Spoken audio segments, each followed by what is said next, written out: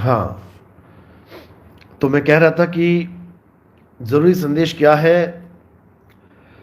सबसे पहले तो हमें ये जानना है सब भक्तों को कि इस बार जो कबीर प्रगट दिवस है, याद रखना कबीर साहब का जन्म दिहाड़ा नहीं होता, कबीर साहब का जन्मदिन नहीं मनाया जाता, कबीर साहब का प्रगट दिवस मनाया जाता है। कबीर साहब प्रगट होते हैं, वो एक आम आदमी की तरह माँ के गर्भ से पैदा नहीं होते।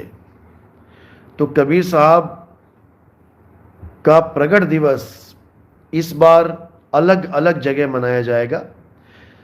कबीर साहब के प्रगट दिवस के उपलक्ष्य में कम से कम 12 से 15 जगह अलग अलग शहरों में कबीर साहब का प्रगट दिवस मनाया जाएगा, जो 18 तारीख से शुरू हो जाएगा। 18 जून 18 जून से प्रगट दिवस मनाना शुरू करेंगे और ये 5 जुलाई तक मनाया जाएगा। तो 18 जून को हम कहाँ से शुरुआत करेंगे? हम रामपुरा फूल से शुरुआत करेंगे। रामपुरा फूल बठिंडा में है, तो रामपुरा फूल 18 तारीख को, बठिंडा 19 तारीख को, 20 तारीख को बलाडा, और उसके बाद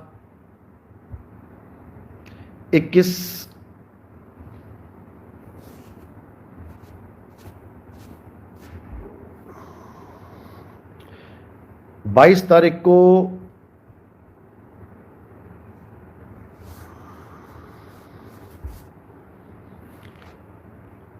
तेईस तारीख को कंपिल में, 23 तारीख को कंपिल और कासगंज में, 24 तारीख को वाराणसी में, 25 तारीख को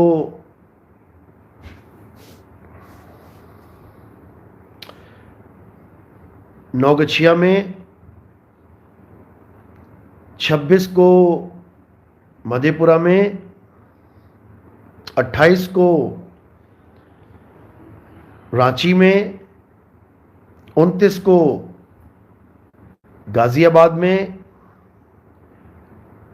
30 को कानपुर में,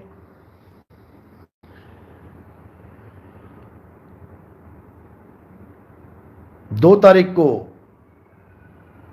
इंदौर में, 3 तारीख को दाहोद में गुजरात में, 4 तारीख को अमरेली में, और 5 तारीख को अहमदाबाद में। तो ये 5 जुलाई तक कबीर प्रकट दिवस के उपलक्ष्य में सत्संग होंगे। कबीर प्रकट दिवस ही मनाया जाएगा एक तरह से। इसमें आपने सबने बढ़ चढ़ के हिस्सा लेना है और प्रदेश के हिसाब से अपने अपने जहाँ पर भी पास लगता है वहाँ पे आना है। गाजियाबाद में पता ही आपको भव्य प्रोग्राम होता है, पहले भी हुआ है और अब भी होगा। तो गाजियाबाद में जो लोग आना चाहते हैं वही सेम प्रोसेस, आप रजिस्ट्रेशन करवाइए। फ़ोन नंबर दिया हुआ है, जो पहले फ़ोन नंबर था उसी पे बात करनी है। और जो रजिस्ट्रेशन करवाना चाहते वो मुझे मैसेज करें, और जहाँ पर भी प्रोग्राम होता है वहाँ पे सब इकट्ठे होके मेल भाव दिखाते हुए आपने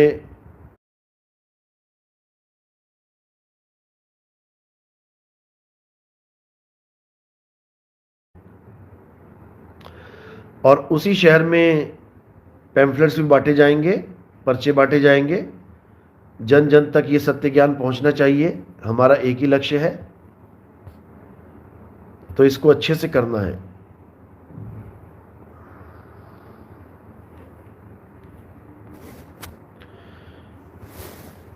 जिनकी भी ड्यूटी लगी है, जो सेवादार हैं, अपने अपनी मैनेजमेंट में सब एक्टिव हो जाओ, और जो जो सेवा दी होती है उसको अच्छे से करना है आपने।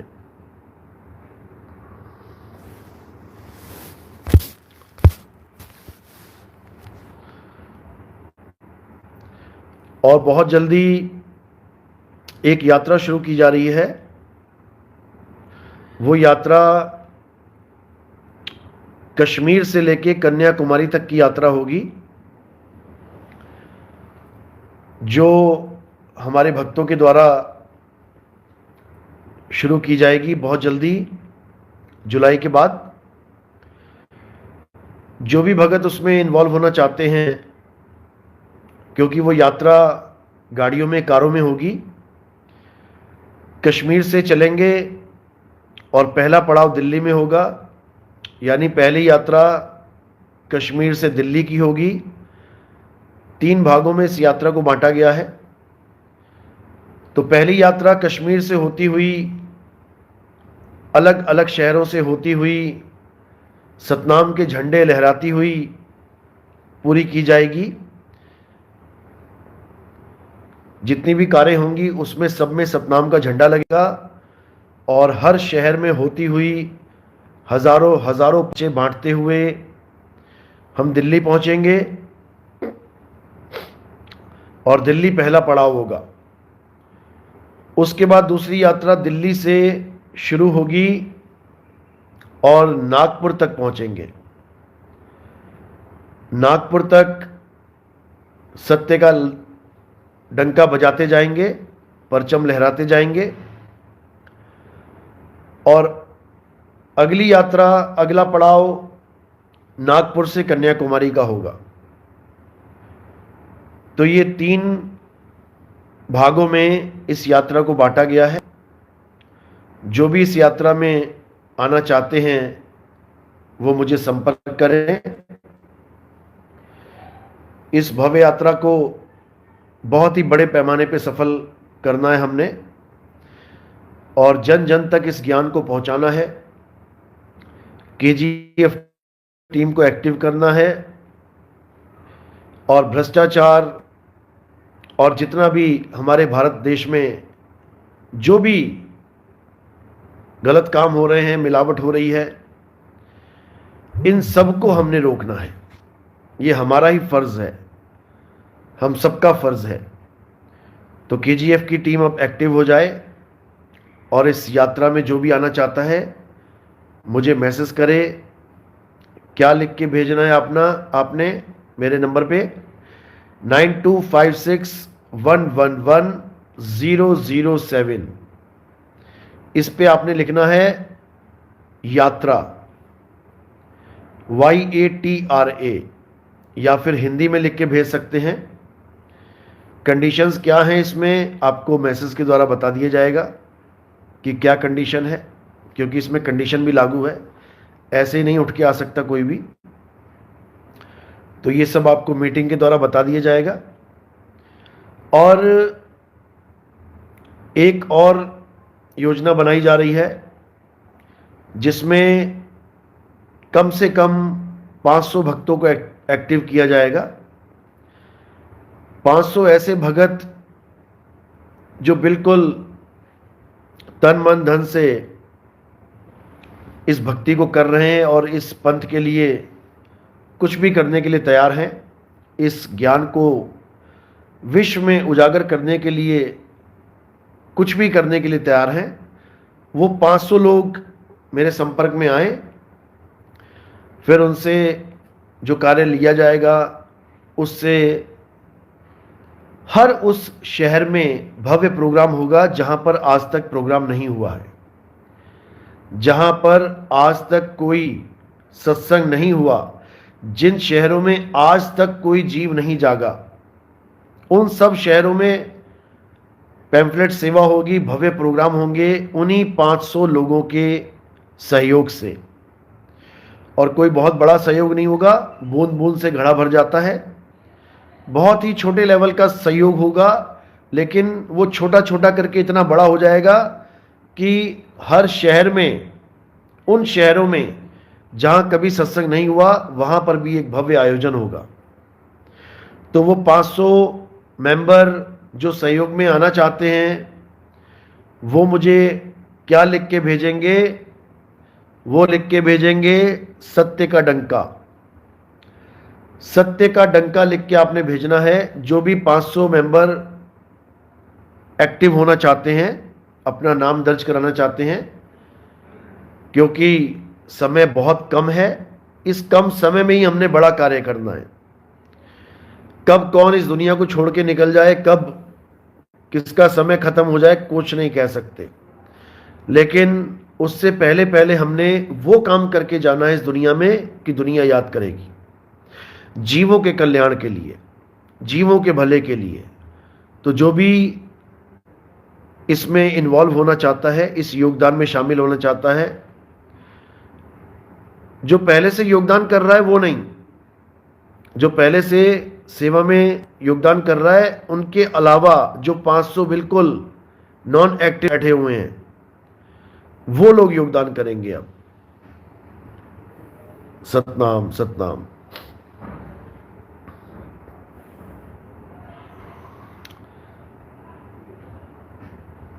रामपाल जी के शिष्य आने शुरू हो गए, अच्छी बात है।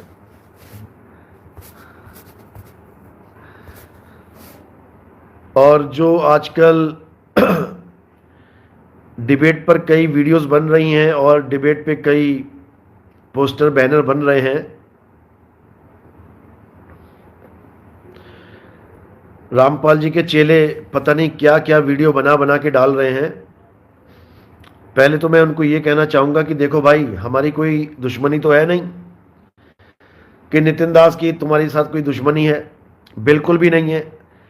हम तो बिल्कुल एक सिंपल सी चीज़ आपसे 2010 से कह रहे हैं कि भाई आप सत्यवादी हरीश चंद्र की, चलो आगे नहीं बोलता, आप सत्यवादी हरीश चंद्र के मार्ग पे चल रहे हो, सत्य साहिब बोलते हो, सच की बात करते हो, तो सत्य को स्वीकार करना भी सीखो, समझे। हमारा केवल आपसे एक ही विनय है, विनती है कि आपने जो अपनी ज्ञान गंगा में, जो आपका धार्मिक ग्रंथ है, आपने उस ज्ञान गंगा में हमारे प्रथम आचार्य सदगुरु मदन साहिब की जो वाणी आपने बिना पूछे छापी है। पहली बात तो हर ग्रंथ का एक कॉपीराइट होता है, किसी भी ग्रंथ का कॉपीराइट, उसकी वाणी को आप ऐसे नहीं छाप सकते, आपको परमिशन लेनी पड़ेगी।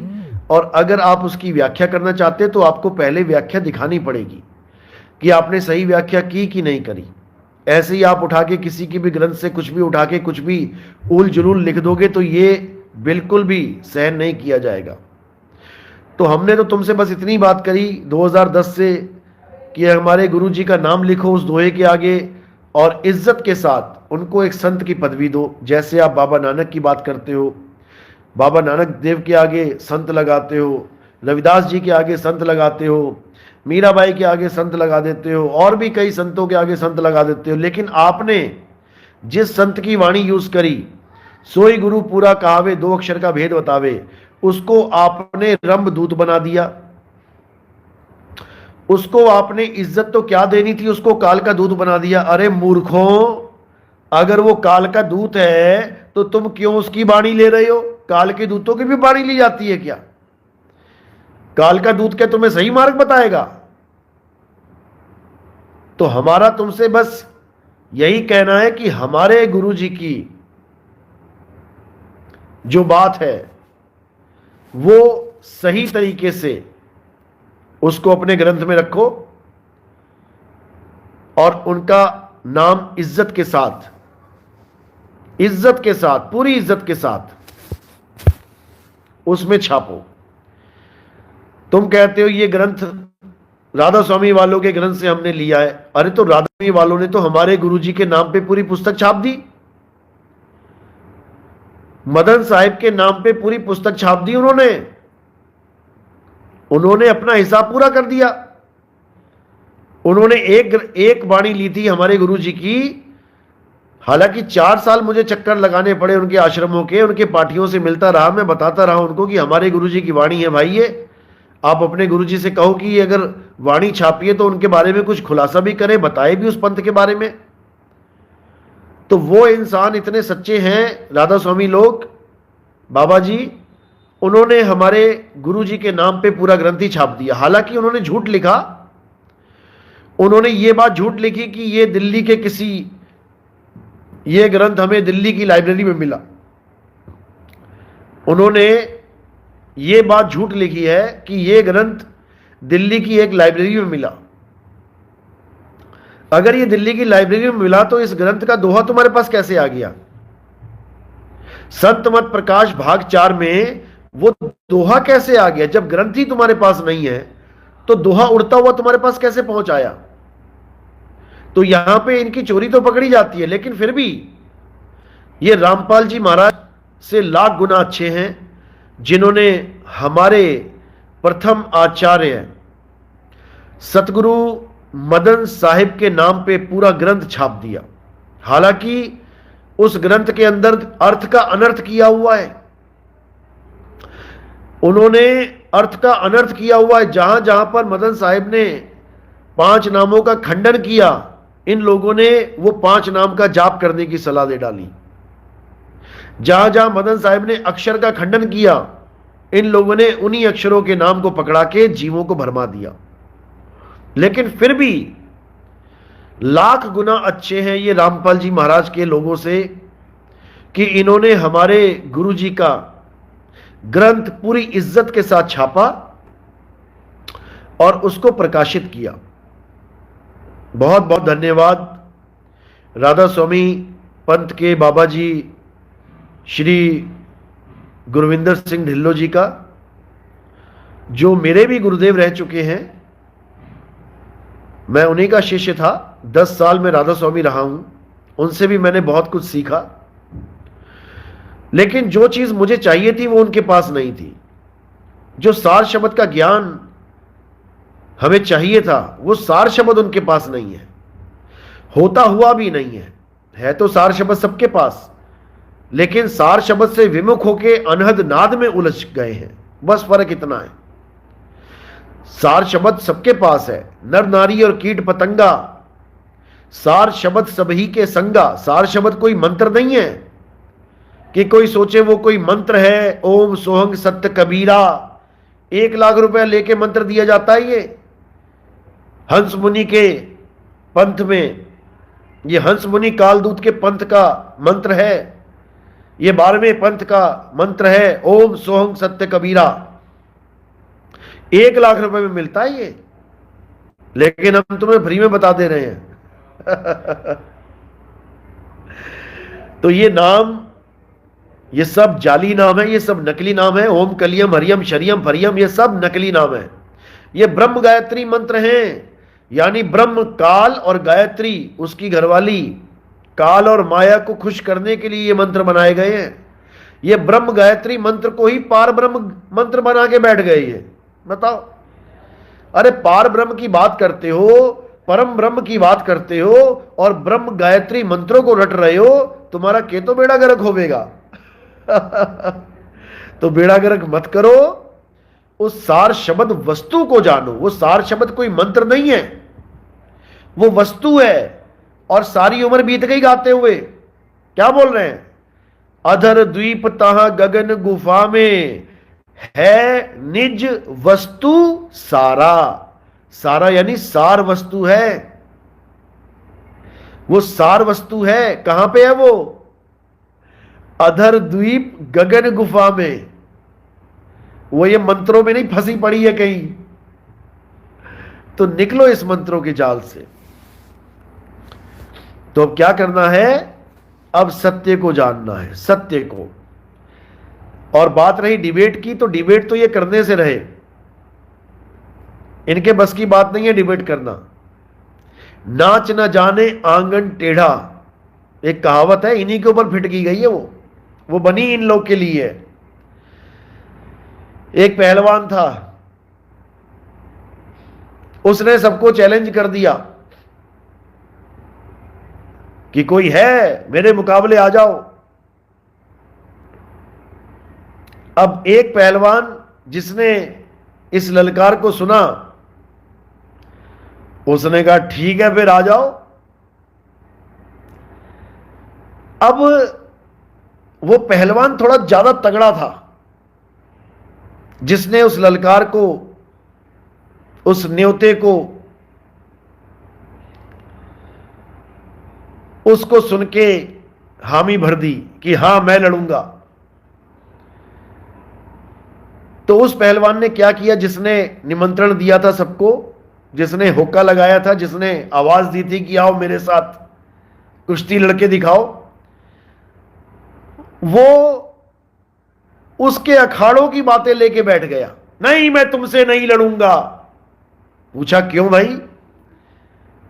तुमने अपने अखाड़े वालों को ऐसा बोला, तुमने अपने अखाड़े वालों को वैसा बोला, तुम्हारे अपनी अखाड़े वालों से नहीं बनती। अरे मूर्खों, किसकी अखाड़े में नहीं बनती, किससे उसका लेना देना है, किससे उसकी बातचीत होती है नहीं होती है, उससे तूने क्या लेना भाई? हैं?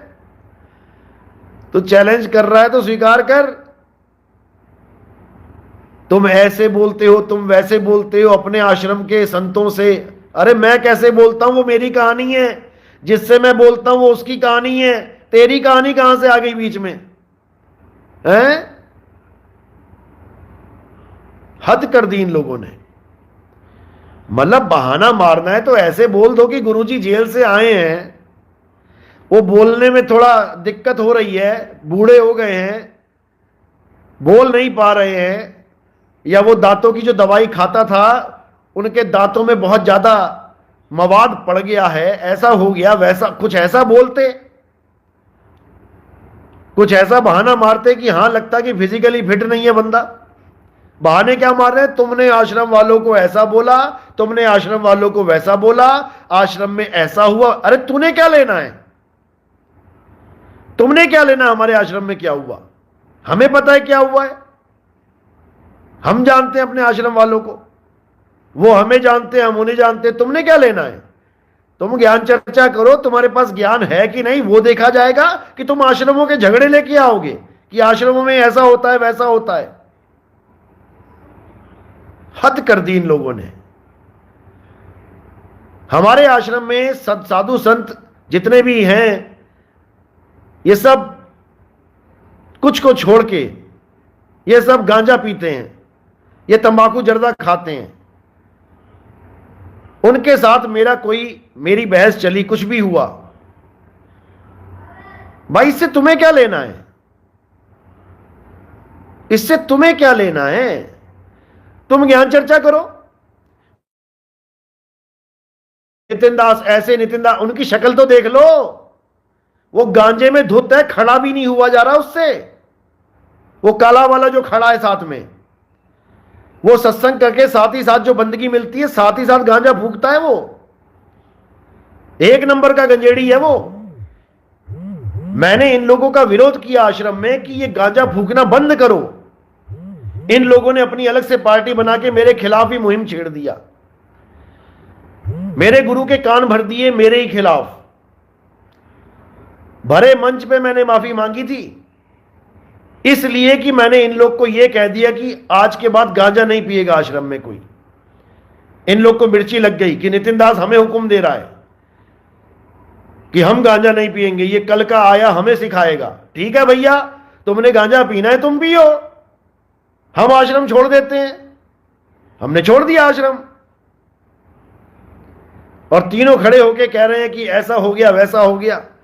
वो वीडियो दिखा दिखा के बचने की कोशिश कर रहे हैं ये लोग कि हमारे गुरु के साथ डिबेट ना हो जाए इसकी, नहीं तो धोएगा अच्छे से आधे घंटे के अंदर। आधे घंटे में निबेड़ा कर दूंगा सत्य असत्य का, क्या है सत्य क्या है असत्य। आओ तो सही, आओ तो सही।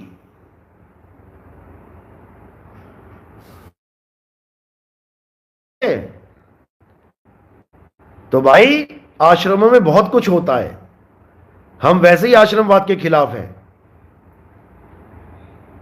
और यह केवल मदन पंथ में नहीं होता है, यह हर आश्रम में होता है। जहां साधु बाबा लंगोटियां लेके घूमते हैं, ये सब गांजे ही पिएंगे और क्या करेंगे। तो भाई दिल मिले का मेला, नहीं तो सबसे भला अकेला।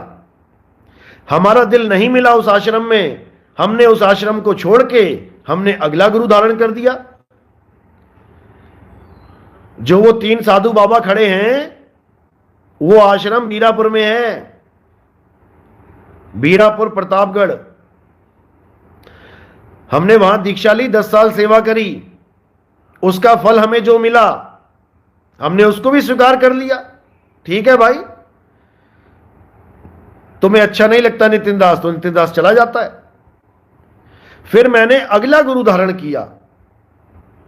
हमें गुरु धारण करने की जरूरत नहीं है, हम किसी गुरु के गुलाम नहीं है, किसी गुरु के ज्ञान के गुलाम नहीं है, हम परमात्मा के गुलाम हैं। लेकिन जैसे कबीर साहब को भी एक मोहर लगानी थी गुरुमुख की, तो उन्होंने रामानंद जी को चुना, क्योंकि यह जरूरी है, गुरु धारण करना जरूरी है। बिल्कुल जरूर, हमने भी गुरु धारण किया, लेकिन हमने कभी गुरु जी का सत्संग नहीं सुना। बिना सत्संग सुने हमने गुरु धारण किया। क्यों किया? क्योंकि सत्संग सुनने की हमें जरूरत ही नहीं थी। हमने जो जान लिया वो बहुत था, किसी के सत्संग के मोहताज नहीं थे। अब केवल एक मोहर लगवानी थी, जो हमने अपने गुरुदेव वैराग साहिब से, वैरागपति साहिब से हमने मोहर लगवाई, और 10 साल हमने सेवा करी। और सेवा तो हम सारी उम्र करते।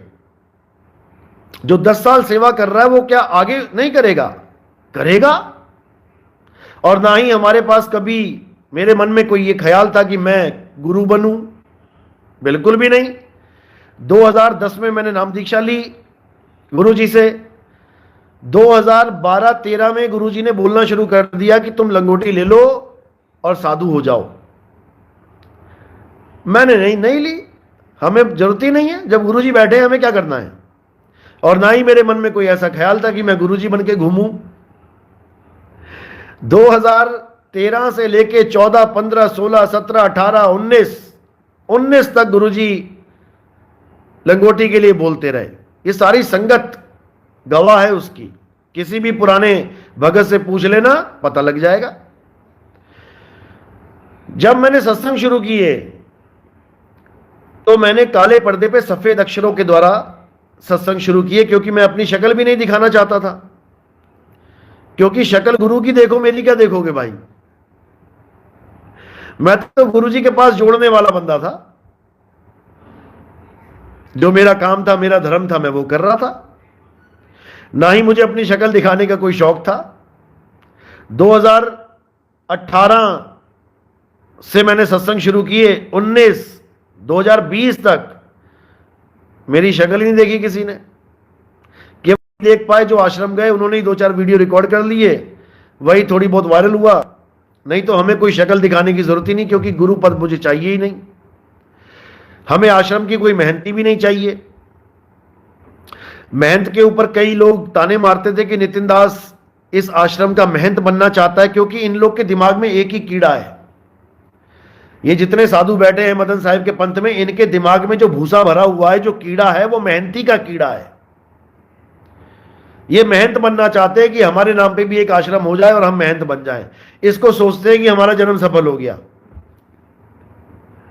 तो हमारे दिल्ली के रविंद्र भगत हैं, हमारे पुराने भगत हैं, सब जानते हैं उनको। तो जो हमारे गुरुजी ने एक हॉल बनाया था, संत निवास नाम रखा था उसका, जिसके बाहर बोर्ड पे मेरा भी नाम लिखा है दानकर्ताओं में। मैंने उसी संत निवास में बैठ के रविंद्र जी से ये बोला था, जब लोग ज्यादा बोलने लग गए कि नितिन दास तो गुरु बनने के लिए आया है, यहाँ पे महंत बनेगा, यहाँ का इसकी गद्दी पे नजर है। तो मैंने वहां पर उसी भगत के आगे मैंने ये कसम खाई थी कि मैं परमपिता परमात्मा की कसम खाता हूं कि मैं इस गद्दी का महंत नहीं बनूंगा, इस आश्रम का महंत नहीं बनूंगा। किसी को भी बना दो, अगर नहीं कहा हो तो तुम जो सजा दोगे भाई ले लेंगे।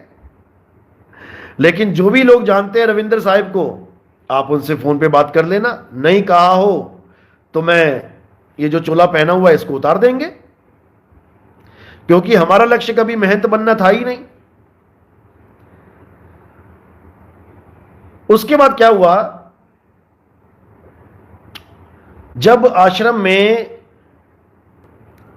संगत आने लगी हमारे सत्संग सुन सुन के, जब संगत बैठे तो ये गंजेड़ी क्या करें, ये आ के बड़े बड़े प्रवचन करें, इनको बड़ी बड़ी बातें बताएं। और बातें कौन सी जो हम बता रहे हैं, जब वो वही बातें बताएं तो लोग उनको बंदगी करें, कोई 100 रुपए दे दे, कोई 500 रुपए दे दे, क्योंकि उनको लग रहा था कि सभी संत एक जैसे हैं, सभी बढ़िया है। अब बोल के आके फिर आश्रम में ही गांजा फूक रहे हैं।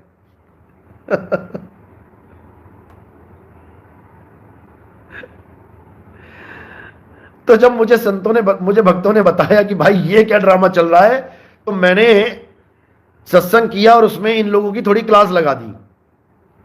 ये लोग साथ के साथ चले गए गुरुजी के पास और उनको पता नहीं क्या क्या बोल के, क्या क्या कान भर के मंच पे ले आए।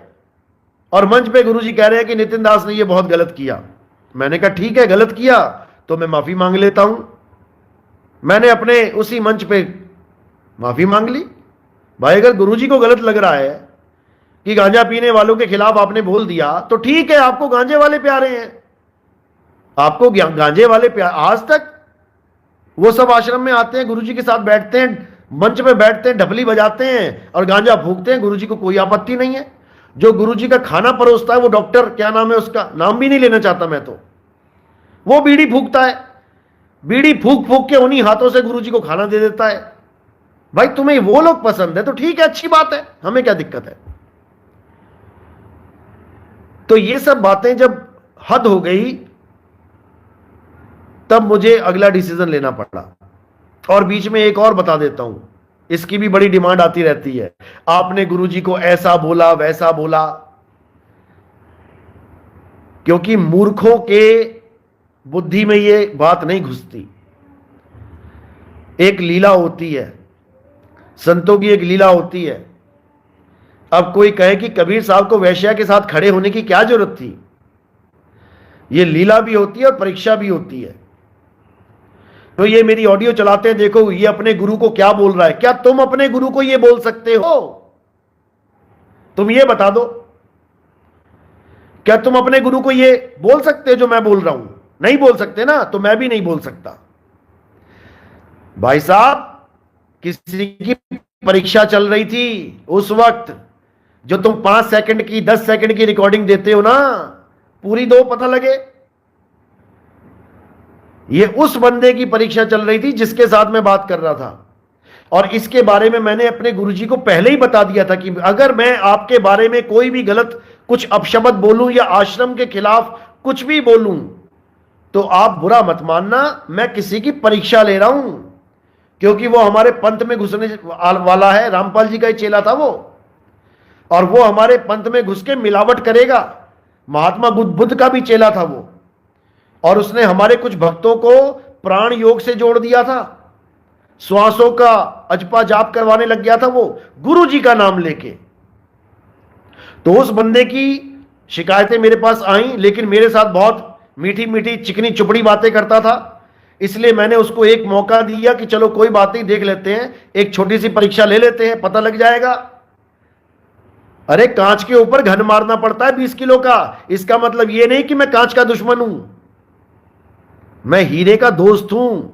मुझे परखना पड़ता है कि यह कांच है कि हीरा, और घन मारना पड़ता है। जब भारत देश का कोई वीर सपूत, वीर जवान पाकिस्तान में जाता है ना सीआईडी करने, अभी देख रहे हो ना धुरंधर, तालियां बजा रहे हो। वो धुरंधर उन्हीं पाकिस्तान के आतंकवादियों को AK-47 सप्लाई करके आया है। अब उसको देशद्रोही मत बोल देना कि वो देशद्रोही है। देखी ना मूवी धुरंधर? नहीं देखी तो देख लेना। वो खुद अपने हाथों से AK-47 पकड़ा के आता है पाकिस्तानी आतंकवादियों को। क्यों? क्योंकि इस वक्त वो एक एजेंट का रोल निभा रहा है। अगर वहां पे भारत यानी हिंदुस्तान मुर्दाबाद कहना पड़ेगा तो वो कहेगा, वो कहेगा। उसकी मजबूरी है कहना। इसका मतलब ये नहीं कि वो भारत देश की इज्जत नहीं करता, तुमसे ज्यादा इज्जत करता है। वो अपनी जान का दाव लगा के बैठा है वहां पे, समझे? तो अगर कोई किसी के बारे में कुछ बोल रहा है तो उसके पीछे राज छुपे होते हैं। और यह परीक्षा हमने उस बंदे की भी ली और अपने आश्रम वालों की भी ली कि जब मेरी ये ऑडियो वायरल की गई तो मैं देखूं तो सही मेरे आश्रम वाले क्या कहते हैं। मुझसे कोई हालचाल तो पूछेगा ना कि नितिन दास अगर तुमने ऐसा कुछ बोला है तो क्यों बोला है। एक ने भी नहीं पूछा। एक ने भी नहीं पूछा और सजा सुना दी सीधे, समझे? एक ने भी नहीं पूछा। अरे छोटी सी चोरी भी कोई करता है तब भी जज पूछता है चोर से तूने चोरी क्यों की थी। और 10 साल से जो इनकी सेवा में लगा हुआ था, इनके बोझे ढो ढो के प्रचार करवा रहा था, कभी कहीं कभी कहीं कभी कहीं, उससे एक बार भी नहीं पूछा गया कि नितिन दास अगर तुमने ऐसा बोला तो क्यों बोला। हालांकि गुरुजी को मैंने बोल रखा था, रिकॉर्डिंग है मेरे पास, मैं डाल दूंगा बहुत जल्दी, क्योंकि अब समय आ गया है। अब समय आया उन चीजों का जो 2020 में खोलनी थी वो अब खुलेंगी, क्योंकि मुझे जरूरत नहीं थी इनकी खोलने की, लेकिन अब जीवों के कल्याण के लिए खोलनी पड़ेगी। क्योंकि कहीं हंस मुनि इस बात का फायदा ना उठा ले कि नितिन दास को तो आश्रम से निकाल दिया था, तुम कहां जा रहे हो, नितिन दास के पास जाओगे तो बर्बाद हो जाओगे, वो तो ऐसा है, वो तो वैसा है। अब खोलनी पड़ेगी, तब इनको जवाब देना मुश्किल हो जाएगा कि आखिर माजरा चल क्या रहा है, समझे? तुम हमारे आश्रम में झांक रहे हो, बेटा तुम्हारे आश्रम में हमने फोन किया है, आज ही फोन किया था, और मैंने पूछा कि क्या रामपाल जी महाराज को स्वामी रामदेवानंद जी ने नाम दीक्षा देने का अधिकार दिया। वो कहते नाम दीक्षा उनको ही नहीं दी थी। वो कह रहे हैं रामपाल जी को ही दीक्षा नहीं दी थी उन्होंने, वरना हमें बताया होता। सोचो। और ये क्या कह रहे हैं कि स्वामी रामदेवानंद जी ने मुझे कहा कि बेटा तुझे कबीर मिलेंगे। अगर स्वामी रामदेवानंद जी ने रामपाल जी को कहा होता कि तुझे कबीर मिलेंगे तो सबसे पहले अपने सारे प्यारे भक्तों को बोलते कि रामपाल जी को कबीर मिलेंगे, जाओ इनसे आगे का ज्ञान लेके मोक्ष को प्राप्त करो। तब तो स्वामी रामदेवानंद जी की जय बोलो, क्योंकि पक्षपात से रहित होकर उन्होंने सबको असली मार्ग बता दिया। अरे उनके चेले उनको छोड़ के कभी गए नहीं तुम्हारे पास। एक भी चेला दिखा दो रामदेवानंद जी का जो रामपाल जी के पास आया हो। क्या रामपाल जी का ही कल्याण करने के लिए कबीर साहब आएंगे, बाकी भक्तों का कल्याण नहीं करना है क्या? और रामदेवानंद जी को अगर यह बात पता है तो आगे नहीं बताएंगे क्या? उनको भी जलन है कि रामपाल जी के पास भीड़ लग जाएगी। यह बेवकूफ बनाना बंद करो, समझे? बहुत जल्दी तुम्हारे आश्रम में पहुंच के वहां से वीडियो बना दूंगा, नहीं तो तलवंडी में।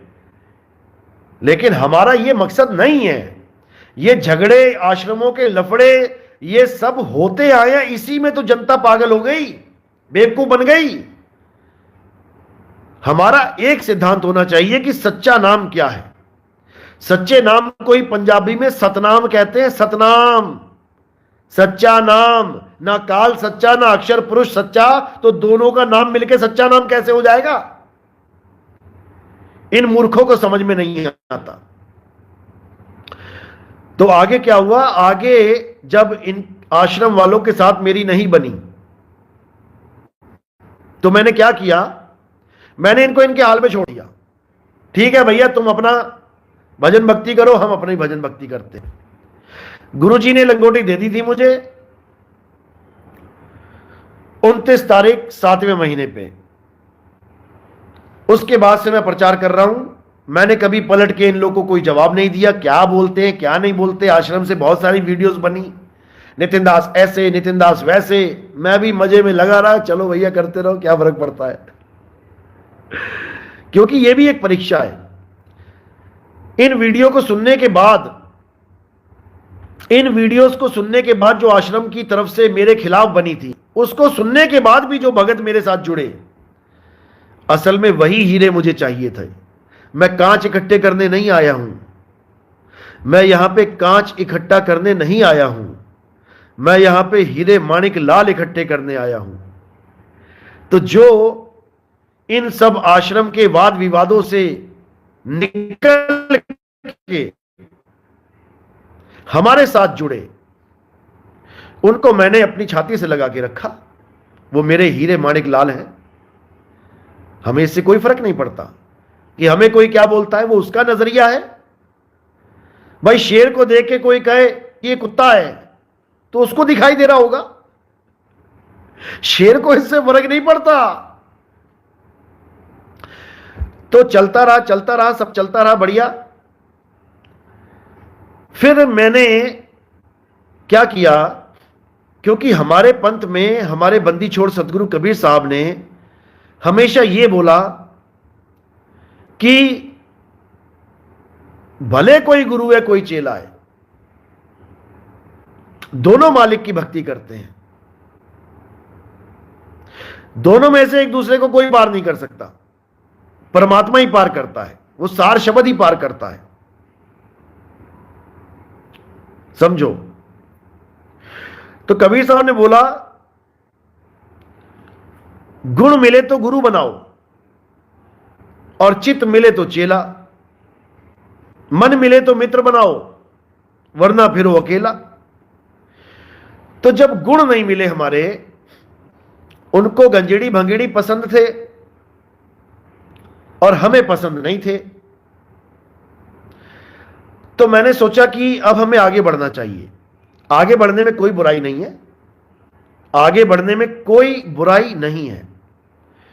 और वैसे आगे बढ़ने का कहना यह भी नहीं है कि इससे आगे का ज्ञान हम कहीं पकड़ें। ज्ञान तो यही है जो मालिक ने दे दिया।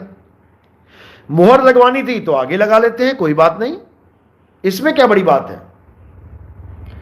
तो मैंने इसी पंथ के, हमारे सतगुरु मदन साहिब के द्वारा जो पंथ चल रहा है, कबीर पंथ, यथार्थ कबीर पंथ, उसी में मैंने एक गुरुजी हैं, थे अब तो नहीं है, और बहुत बुजुर्ग थे वो, बहुत ज्यादा उनकी खस्ता हालत थी। मुझे लगता था कि वो मेरे लिए ही इंतजार कर रहे हैं बस। जीवन लीला समाप्त कई बार होने का अंदेशा हुआ, बहुत बुरी हालत रही उनकी, लेकिन वो मुझे ही नाम दीक्षा देने के लिए इस संसार में रुके हुए थे। मुझे ऐसा लगा मुझे ही लंगोटी देने के लिए वो रुके हुए थे, क्योंकि जैसे मैंने लंगोटी ली उसके कुछ दिनों के बाद उन्होंने शरीर छोड़ दिया। और परमात्मा ने देखो क्या लीला करी कि उनका नाम भी वैरागपति साहिब था।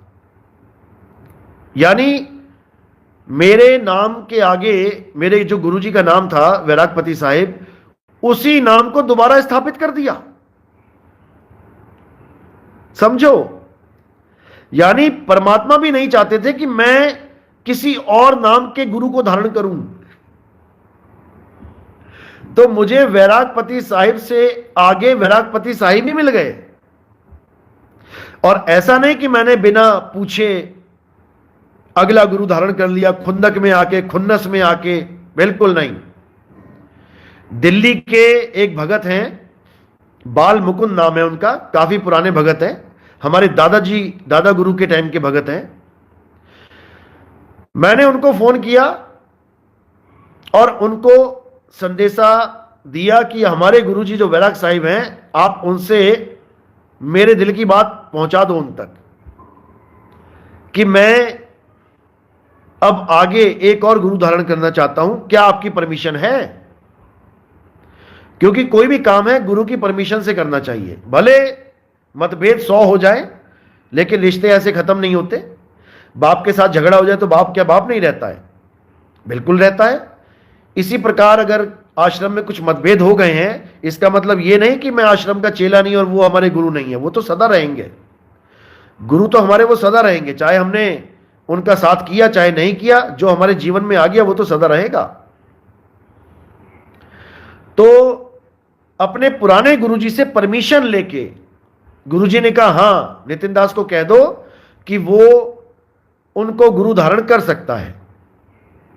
और जब बाल मुकुंद दास जी ने मुझे ये बात कही तो मुझे बहुत खुशी हुई। मेरे गुरु का हुक्म आ गया कि नितिन दास अब आगे बढ़ो, वरना ये लोग इसी बात को लेके जीवों को भरमाते रहेंगे और तुम्हें निगुरा निगुरा गुरुद्रोही बोलते रहेंगे। इससे जीवों का कल्याण नहीं होगा और तुम्हारा इस दुनिया में आना सफल नहीं होगा। क्योंकि मैं इस दुनिया में आया हूं तो कुछ करने के लिए आया हूं, कोई काम सौंपा है मुझे परमात्मा ने। और केवल इसी बात की रुकावट आ जाए कि गुरु जी ने नितिन दास को छोड़ दिया या नितिन दास ने गुरु को छोड़ दिया, ये तो मर्यादा भंग हो गई, ये हो गया, वो हो गया, उसका खात्मा गुरु जी ने अपने आप ही कर दिया। गुरु जी ने आदेश दे दिया कि जाओ नितिन दास, तुम अगला गुरु धारण कर सकते हो, मेरी तरफ से पूरी परमिशन है। जब ये बात मुझे बाल मुकुंद जी ने बोली तो मैंने खुशी खुशी स्वीकार कर ली, गुरु जी का हुक्म है भाई, क्या दिक्कत है। तब मैंने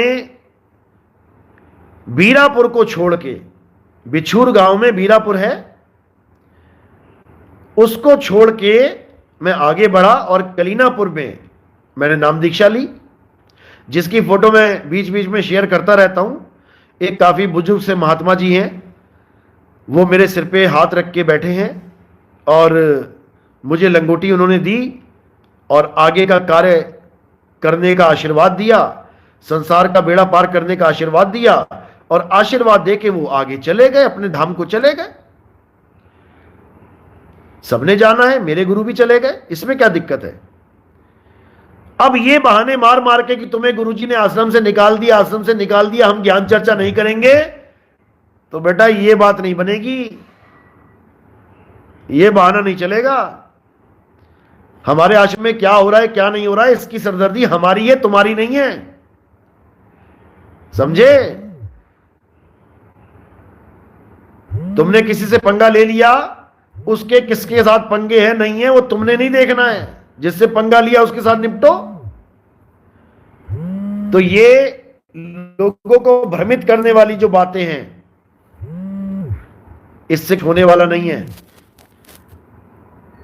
चाहे आधे घंटे चाहे 1 घंटे आप ज्ञान चर्चा करवा के तो देखो, आपको पता लग जाएगा सच्चा ज्ञान क्या है, झूठा ज्ञान क्या है। तुम्हारे आश्रम में ऐसा, तुम्हारे आश्रम में वैसा, तुमने क्या लेना हमारे आश्रम से। ज्ञान चर्चा करना है कि निंदा चुगली करनी है। और अगर नहीं करना चाहते तो मत करो, कौन कह रहा है तुम्हें। लेकिन जो हमारे गुरुजी का दोहा चोरी करके बैठे हो, चोरों ओ चोरों, उसके आगे हमारे गुरुजी का नाम लिखो इज्जत के साथ, समझे, इज्जत के साथ। श्री संत मदनपति साहिब कहते हैं, सोई गुरु पूरा कहावे, 2 अक्षर का भेद बतावे, एक छुड़ावे एक लखावे, तब प्राणी निज घर को जावे। ऐसा लिखो। और उसके बाद लिखो 2 प्रकार के अक्षर ओम सोहंग नहीं है। 2 प्रकार के अक्षर कौन कौन से हैं, एक 52 अक्षर और दूसरा आदि अक्षर। उसके बाद ये दोहा लिखो, 52 अक्षर जीव आधारा और आदि अक्षर जीभ्या से न्यारा, वाही को सत सिमरण कहिए, सिमर सिमर नर उतरो पारा। ये दोहा लिखो कबीर साहब का, साथ में जो ये प्रमाणित करता है कि वो 2 अक्षर कौन से हैं। कहे कबीर अक्षर 2 भाख, होगा खसम तो लेगा राख। तुम कहां से 3 नाम उठा के लेके आ गए, तुम कहां से 3 नाम उठा के लेके आ गए। और जो ये तुम वीडियो बना रहे हो कि पहले 4 शंकराचार्यों से डिबेट करके आओ तब हमारे गुरुजी से डिबेट करना। अरे शंकराचार्य ने मुझे बुलाया क्या शंकराचार्य ने चिट्ठी भेजी थी कि आओ नितिन दास ज्ञान चर्चा करो, हैं? तुमने कहा था आ जाओ कोई चर्चा करो, एक भी पॉइंट में मुझे कोई कच्चा कर देगा तो संतई छोड़ दूंगा। ये शंकराचार्य ने थोड़ी नहीं कहा था, ये तुम्हारे गुरुजी ने कहा है। या तो शब्द वापस ले लो, मना कर दो, कह दो गुरुजी तुम्हारे बस की बात नहीं है।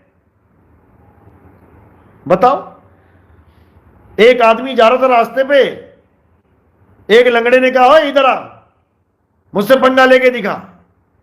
और जब आदमी वहां गया तो कह रहा नहीं, पहले मेरे घर के साथ में ये 4 घर हैं, इनसे लड़के दिखा। अरे उनसे क्यों लड़ेगा वो यार, बता तू कौन, मैं खामखा।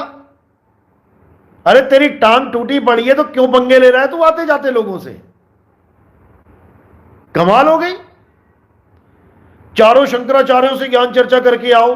अरे शंकराचार्य ने थोड़ी नहीं बुलाया मुझे ज्ञान चर्चा करने के लिए कि मैं उनसे ज्ञान चर्चा करूं जाके। हद हो गई ये तो। और हमें कोई शौक नहीं चढ़ा तुम्हारे साथ ज्ञान चर्चा करने का। हमें कोई फर्क नहीं पड़ता तुम्हारे इस पाखंडवाद से। हमारा मुद्दा एक ही है, हमारे गुरुजी की वाणी या तो छापना बंद कर दो, बिल्कुल क्लियर है, या तो उसको छापना बंद कर दो या फिर उनका नाम इज्जत के साथ लियो, लिखो इज्जत के साथ, समझे? तब बात बनेगी, नहीं तो नहीं बनेगी। तो इसलिए ये पाखंडवाद छोड़ दो, तुम्हारे बस की बात नहीं है। उस सार शब्द को जानना, तुम्हारा जीवन बर्बाद हो जाएगा इस घनचक्कर के चक्कर में। समझ लो, ये 12वें पंथ का हंस मुनि है। ये तुम्हें 12वां पंथ बताता है गरीबदास जी महाराज का है, नहीं है गरीबदास जी महाराज का। 12 पंथ काल फुरमाना, 12 पंथ काल के हैं, समझे? अभी एक फोटो दिखाता हूं, समझ में आ जाएगा। कबीर वाणी में से प्रमाणित करता हूं 12वां पंथ किसका है, तब समझ में आएगा।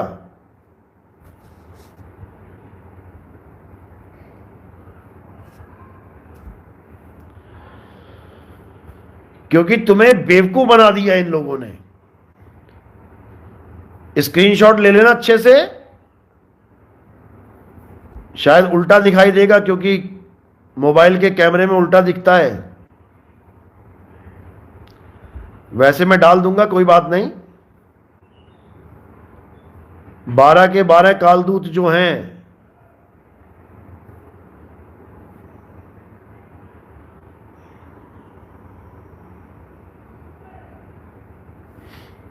देखो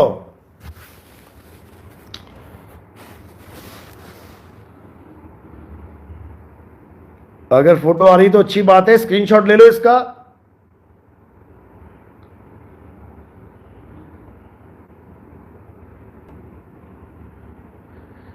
इसमें 12 के 12 पंथों के कालदूतों के नाम लिख रखे हैं।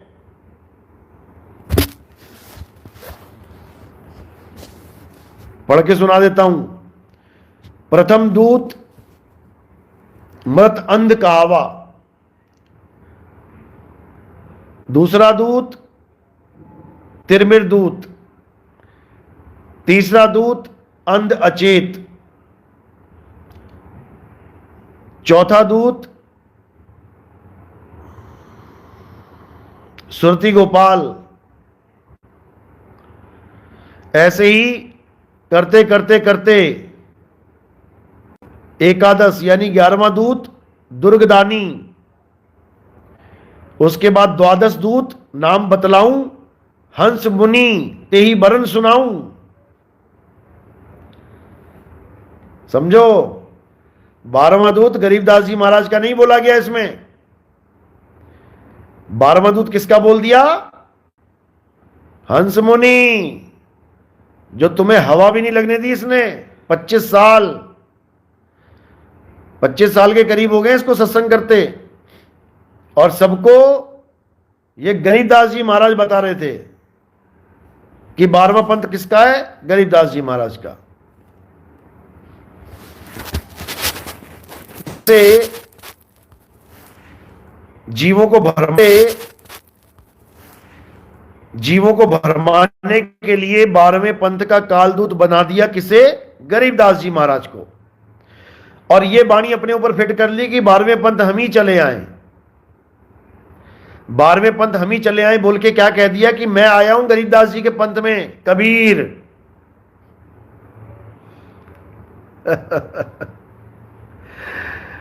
तो ये काल भगवान का एक बहुत शातिर दूत है, इससे बच के रहना है। इसी हंस मुनि के बारे में बोला कबीर सागर में कि ये बहुत बड़ा बड़ा ज्ञान बताएगा जीवों को, सबको ज्ञानी बना देगा, अक्षर चट्टू।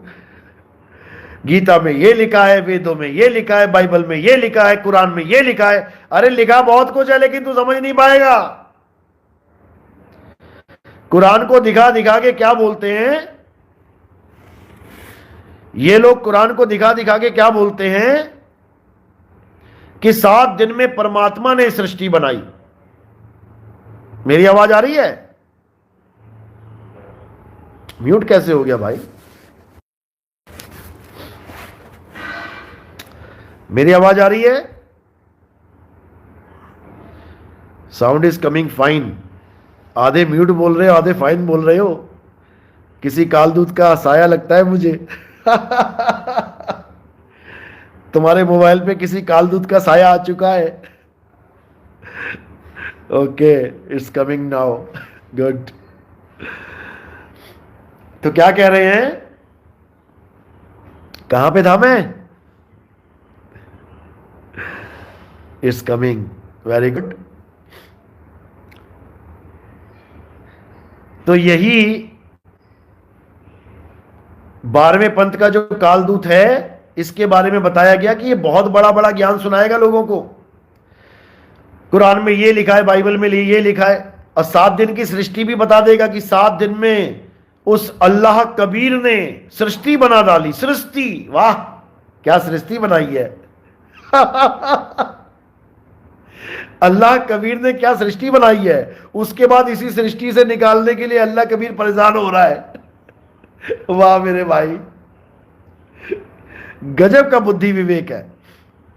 अरे अगर अल्लाह कबीर ने यह सृष्टि बनाई है तो पहले समझ तो लो कि 7 दिनों में कुरान में लिखा क्या है, बनाया क्या क्या है। मूर्खों, पढ़ो क्या लिखा है कुरान में। उसमें लिखा है 7 दिनों में क्या क्या बनाया गया। सूरज, चांद, सितारे बनाए गए। और क्या बनाया गया? नदियां बनाई गईं। और क्या बनाया गया? पहाड़ बनाए गए। और क्या बनाया गया? कीड़े मकोड़े पतंगे बनाए गए। रेंगने वाले जीव बनाए गए, भागने वाले जीव बनाए गए, उड़ने वाले जीव बनाए गए। बताओ, ये परमात्मा ने बनाई क्या 84 लाख योनियां? बिल्कुल अकल बेच के, जैसे वो